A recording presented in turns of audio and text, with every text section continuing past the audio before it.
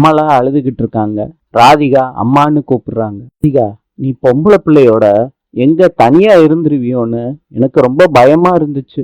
இந்த பயத்துல தான் நீ இவரை கல்யாணம் பண்ணிக்கோன்னு நான் உன்கிட்ட சொன்னேன். நீ வேண்டாம் வேண்டான்னு சொல்றப்ப கூட நான் பிடிவாதமா உனக்கு இந்த கல்யாணத்தை பண்ணி வச்சேன். கடைசியில நானே உன் வாழ்க்கைய கெடுத்த மாதிரி இருக்கு ராதிகா. உன்னையே மாப்பிள்ள அடிக்க கை ஓங்குறாருன்னா உன்னை அடிக்கிறதுக்கு எவ்வளவு நேரம் ஆகும்?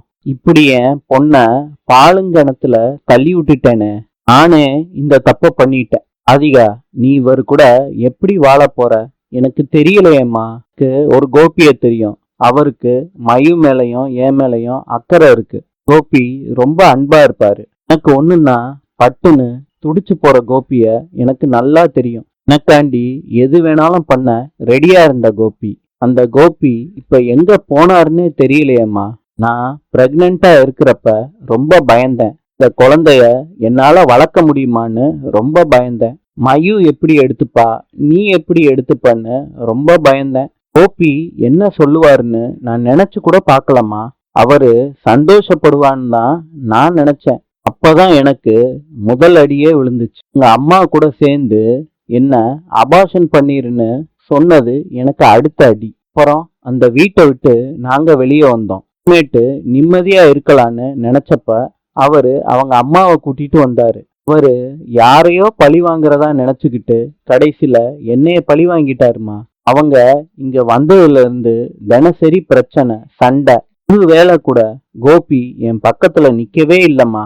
கடைசியில குழந்தைய இழந்துட்டு நிக்கிறப்போ ஆறுதலா இருப்பாரோன்னு நினைச்சேன். இப்பவும் நிக்கலம்மா. அவருக்கு அவங்க அம்மா தான் பெருசா போயிட்டாங்க. எங்களுக்கு குழந்தையே இல்லாம ஆக்குன அவரோட அம்மா. இப்ப கூட அவங்க மேல கோவமோ வருத்தமோ இருக்கிற மாதிரி எனக்கு சுத்தமா தெரியல. அவங்க வீட்டை விட்டு போயிட்டாங்கன்னு நம்ம கிட்ட சண்டைக்கு வர்றாரு. என்னம்மா இதெல்லாம் புதுசா இருக்கு? அவங்களுக்காண்டி என்ன எடுத்தெறிஞ்சு பேசுறாருமா. மேல கொஞ்சம் கூட பாசமே இல்லைன்னு தான் எனக்கு தோணுது. நடக்கிறது எல்லாத்தையும் மயு பாத்துக்கிட்டு தானேம்மா இருக்கா. அவளுக்கு நான் என்ன பதில் சொல்லுவேன்? எனக்கு ஒண்ணுமே புரியலம்மா. அதெல்லாம் யோசிச்சா தலையே சுத்துதுமா. இப்ப நான் என்ன செய்யட்டும் எனக்கு தெரியலையே ராதிகா. எனக்கு என்ன பதில் சொல்றதுன்னு எனக்கே தெரியல. அவரோட அப்பா அம்மா எல்லாரும் வீட்டுல இருக்காங்க.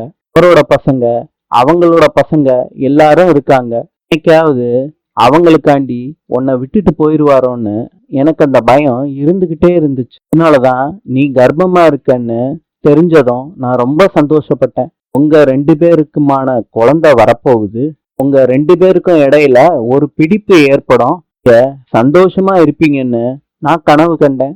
நான் அந்த கனவெல்லாம் சுக்குநூறா உடஞ்சு போச்சு. உனக்கு ஆறுதலா நிக்க வேண்டிய மாப்பிள்ள அவங்க அம்மா பக்கம் நிக்கிறாரு. என்ன நினைச்சு கவலைப்படுறத தவிர, உன் வாழ்க்கை இப்படி ஆயிருச்சேன்னு கவலைப்படுறத தவிர வேற வழியே தெரியலடி. என்ன மம்மி இப்படி சொல்றீங்க? நீ அழாத ராதிகா, நீ அழவே அழாத. என்னால சுத்தமா முடியலம்மா. இப்பதான் ஆஸ்பத்திரியில இருந்து வந்திருக்க. அழுது அழுது உன் உடம்புக்கு ஏதாவது ஆயிர போகுது. அழாதம்மா. அம்மா நான் சொல்றேன்ல, நீ அழாத. இது நான் பண்ணி வச்ச கல்யாணம். நானே இத சரி பண்றேன். எப்பாடு பட்டாவது எல்லாத்தையும் நான் சரி பண்றேன். பால் பொங்கி நெருப்பு அணைஞ்சிருச்சு. கேஸ் ஸ்மெல்லு வருது. அமிர்தா வேகமா ஓடி போய் கேஸ ஆஃப் பண்றாங்க. ஜன்னலை எல்லாம் திறந்து விடுறாங்க. செல்வி வர்றாங்க. என்னாச்சு அமிர்தா? என்ன கேஸ் வாசனை இப்படி அடிக்குது? என்னாச்சு? அடுப்புல பாலை வச்சுட்டு நீங்க எங்க போனீங்க? அமிர்தா, நான் பாலை வைக்கலமா. மார்க்கெட்டுக்கு போயிட்டு இப்பதானே வர்றேன். மார்க்கெட்டுக்கு நீங்க எப்ப போனீங்க? இப்பதாம்மா போனேன். அரை மணி நேரம் இருக்கும். அப்புறம் அடுப்புல யாரு பாலை வச்சது? தெரியலையம்மா. வேலை ஜெனி வச்சிருப்பாளோ? தெரியலையாக்கா. என்னாச்சு? பால் கொட்டிருச்சா? ஜெனி, நீங்கதான் பாலை அடுப்புல வச்சீங்களா? ஆமா. போகும்போது ஆஃப் பண்ணிட்டு போயிருக்கலாம்ல ஜெனி. பாத்துக்கிட்டு இருந்த போதே பாப்பா அழுதா, அதனாலதான் போனேன். ஓகே ஜெனி, போறப்ப ஆஃப் பண்ணிட்டாவது போயிருக்கலாமே. என்ன ஆச்சு அமிர்தா? பால் தானே கொட்டிருச்சு, அவ்வளவுதானே. நானே தொடச்சிடுறேன், விடுங்க. பால் கொட்டினது ஒரு பிரச்சனையே இல்லை. அதை துடைக்கிறதும் பிரச்சனையே கிடையாது. கேஸ் லீக்கேஜ் ஆகுது ஜெனி. எப்படிங்க பால் கொட்டினதுக்கு அப்புறம் அடுப்பு அணைஞ்சதுக்கு அப்புறம் எப்படிங்க கேஸ் லீக் ஆகும்? நீ உங்களுக்கு கேஸ் வாசமே வரலையா? இல்லக்கா, வரவே இல்லையே. அடுத்த வாட்டி குக் பண்ணும்போது கொஞ்சம் கவனமா இருங்க. கிச்சனுக்கு நான் வரலாட்டி பெரிய பிரச்சனையா இருக்கும். அமிர்தாவுக்கு கால் வருது. நான் பாத்துக்கிறேன்னு போனை வச்சிடுறாங்க. செல்வி அக்கா, நீங்க ரெஸ்டாரண்ட் கிளம்புங்க. ராதா அக்கானால சமாளிக்க முடியலன்னு சொல்றாங்க. நீங்க போயிட்டு வாங்க அமிர்தா, நான் வேலையெல்லாம் முடிச்சுட்டு வரேன். அக்கா, நான் அங்க வந்துட்டேன்னா வீட்டு வேலையெல்லாம் யாரு பாக்குறது? வீட்டை யாரு பாத்துப்பாங்க? ஜெனி சொல்றாங்க. வீட்டை நான் பாத்துக்க மாட்டேனா? அக்கா, நீங்க போங்க, நான் வேலையை முடிச்சுட்டு வர்றேன். ஆன்ட்டி என்னையதான் வீட்டை பாத்துக்க சொல்லியிருக்காங்க. அமிர்தா சொல்றாங்க. நான் கொஞ்சம் லேட்டா வந்திருந்தா வீடே வெடிச்சிருக்கும். ஒரு சின்ன விஷயம், அதை கூட உங்களால பாத்துக்க முடியாதா ஜெனி? 2 பேத்துக்கும் பெரிய வாக்குவாதமே நடக்குது. செலியனும் எழிலும் வர்றாங்க. என்ன பிரச்சனைன்னு கேக்குறாங்க. அமிர்தா சொல்றாங்க, அதெல்லாம் எந்த பிரச்சனையும் இல்லை அப்படின்னு சொல்றாங்க. ஜெனி சொல்றாங்க, எனக்கு எதுவும் தெரியாது, இதுதான் இங்க பிரச்சனையே. 2 பேரும் ஏதோ ஸ்மெல் வருது, கேஸ் ஸ்மெல் மாதிரி இருக்குன்னு சொல்றாங்க. இது ஒன்றும் இல்லை தம்பி, பால் பொங்கிருச்சு, அதனால கேஸ் லீக் ஆயிருக்கு. இதுதான் ஒரே ஸ்மெல்லா இருக்கு. யாரு பாலை அடுப்புல வச்சுட்டு ஆஃப் பண்ணாம போனது? இல்லையா, நான் தான். பாப்பா அழுதுச்சுன்னு நான் போனேன், அதுக்கு தான் இவ்வளவு பிரச்சனை. திருப்பியும் ஜெனிக்கும் அமிர்தாவுக்கும் வாக்குவாதம் நடக்குது. 2 பேரையும் செலியனும் எழிலும் ஒவ்வொரு விஷயமா டிஸ்கஸ் பண்ணணும்னு கூட்டிட்டு போறாங்க. ஈஸ்வரி கேக்குறாங்க பாக்யா கிட்ட, இவ்வளவுதான் போட்டோ எடுத்தியா? இன்னும் கொஞ்சம் எடுத்திருக்கலாம்ல? டி, நான் 23 போட்டோ எடுத்திருக்கேன், அது உங்களுக்கு பத்தாதா? இப்படி சொல்லல இனியா, கோயிலுக்கு வெளியே வச்சு 2-3 போட்டோ எடுத்திருக்கலாம்ல? இதுக்கு என்ன அத்தை? மறுபடியும் அவங்கள மீட் பண்ண வச்சு போட்டோ எடுத்துட்டா போச்சு. பாக்யா, எப்படி கண்டுபிடிச்ச? நீங்க அவங்கள பத்தி பேசிக்கிட்டே இருந்தீங்களா?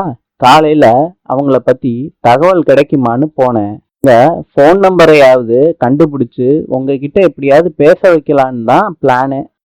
அவங்களே இங்க ஷிஃப்ட் ஆயிருக்காங்க. நான் அவளை பார்ப்பேன்னு நினைச்சு கூட பார்க்கல பாக்யா.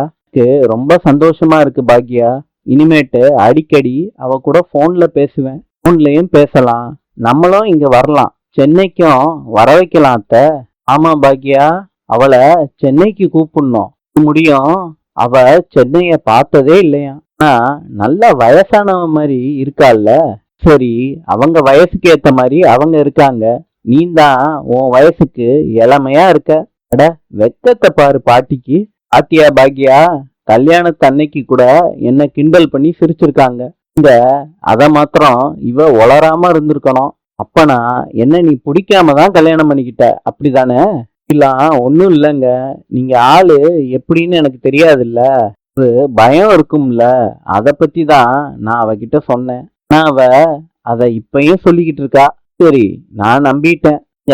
நீங்க எதுவுமே சொல்லலையா உங்க ஃப்ரெண்ட்ஸ் கிட்ட என்னைய பத்தி? என்னைய பத்தி ரொம்ப பெருமையா சொல்லியிருக்கேன். ஒரு பொண்ணை பார்த்துருக்காங்க, சினிமா ஹீரோயின் மாதிரி இருப்பான்னு நான் என் ஃப்ரெண்ட்ஸ் கிட்ட சொல்லியிருக்கேன். பாட்டி சினிமா ஹீரோயின் ஆம்ல. ஈஸ்வரி அவங்களோட பழைய ஞாபகங்கள்லாம் சொல்றாங்க. பாக்யா கிட்ட காலிங் பெல் அடிக்குது. கமலா கதவை திறக்கிறாங்க. கோபி வெளியே நிக்கிறாரு. கோபி வீட்டுக்குள்ள வர்றாரு. அப்ப கால் வருது. கோபி சொல்றாரு, நான் இல்லாம கிளவுட் கிச்சன்ல வேலையே நடக்காதா? ஒரு இம்பார்ட்டன்ட் ஃபைல் எடுக்க வந்திருக்கேன், 5 மினிட்ஸ்ல திருப்பியும் வந்துருவேன், என்னை யாரும் டிஸ்டர்ப் பண்ண வேணான்னு போனை வச்சிடுறாரு. கோபி சொல்றாரு, ஆபீஸ் சம்பந்தமா பச்சை ஃபைல் ஒன்று டிவி பக்கத்துல வச்சிருந்தேன், அத பாத்தீங்களா?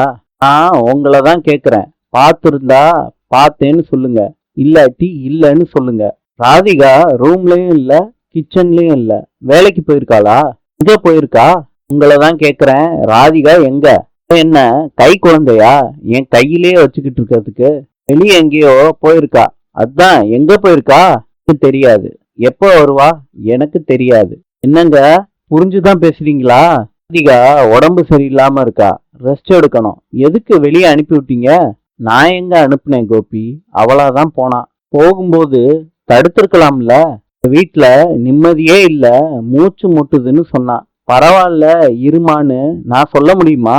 ராதிகா எங்க போயிருக்கா அததான் தெரியாதுன்னு சொல்றேன்ல.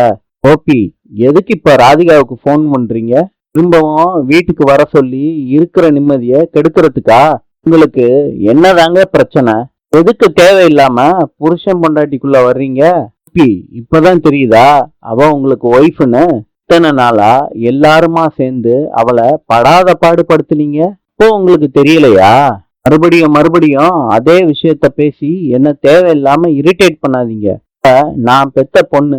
முதல்ல அவ வாழ்ந்த வாழ்க்கை சரியில்லை, அடுத்தது அமைஞ்சதாவது நல்லா இருக்கும்னு நான் நினைச்சேன். இதுவும் அமையல. அவ யாருக்கும் சின்னதா ஒரு கெடுதல் கூட நினைச்சதில்ல. அவளை ஏன்தான் கடவுள் இப்படி சோதிக்கிறாரோன்னு தெரியல. கஷ்டப்பட்டுக்கிட்டே இருக்கணும்னு அவ தலையில எழுதி வச்சிருக்கு போல இருக்கு. போச்சு, என் பொண்ணு வாழ்க்கையே போச்சு. எந்த பொண்ணுக்கும் இப்படி ஒரு வாழ்க்கை அமையவே கூடாதுங்க. குடிச்சிட்டு நடக்க முடியாம வர்ற குடிகார புருஷன், கொலையும் செய்ய தயங்காத ஒரு மாமியார். ஏய், இன்று சீனாவின் நாணயம் யுவான். நாளை சந்திப்போம்.